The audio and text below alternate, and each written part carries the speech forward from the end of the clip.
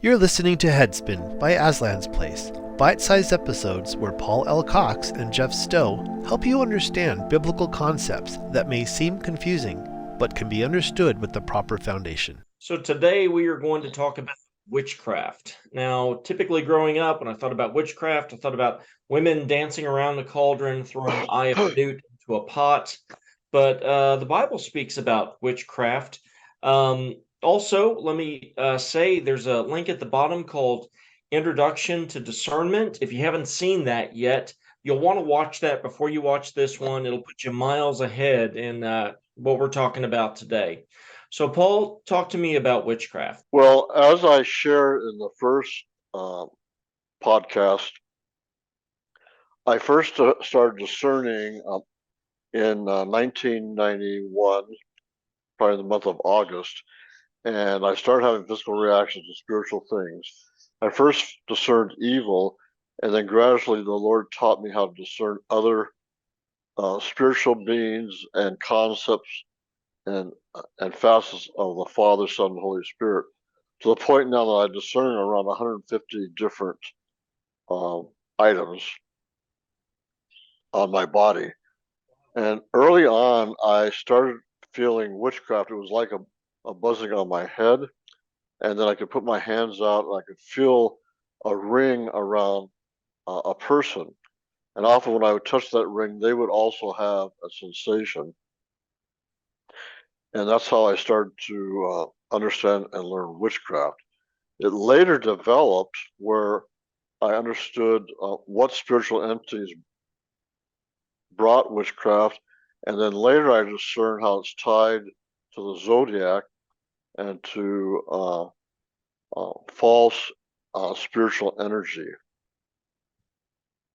Okay, so let me ask you this. Philippians 4:8 says, finally, brothers and sisters, whatever is true, noble, right, pure, lovely, and admirable, if anything is excellent and praiseworthy, think about such things.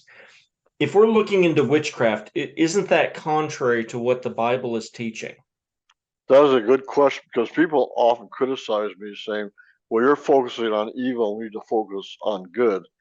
The reality is that the enemy has now established a thousands and thousand-year-old system of trying to prohibit us from doing that.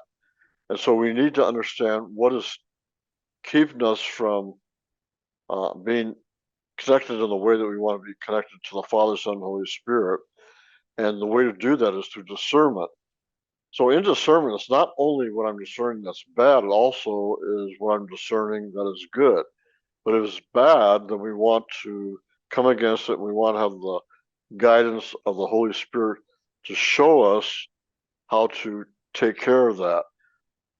In the spiritual world, in the non-Christian spiritual world, I should say, people always say, well, I need to get rid of the bad energy and focus on the good energy. Well, actually, energy is only the result of what God or the enemy has done.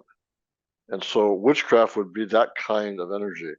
And I might add also, it is only one type of evil energy that we are dealing with. So you mentioned witchcraft about a buzzing on the head. How else should people experience that? Well, many times they might only experience the results of it, which is disfavor, lack of progress. I once had a case where a pastor was cursed in another country, came back, he was totally dysfunctional, he actually had gone insane, and as we prayed for him, within 30 days, he was again back in the church pastoring. So you can actually have tremendous physical results, even death, resulting from witchcraft. Well, this is certainly something to be taken seriously. Thank you so much for your time today, Paul. Thanks, Jeff. Headspin is hosted by Jeff Stow and produced by Aslan's Place Ministry.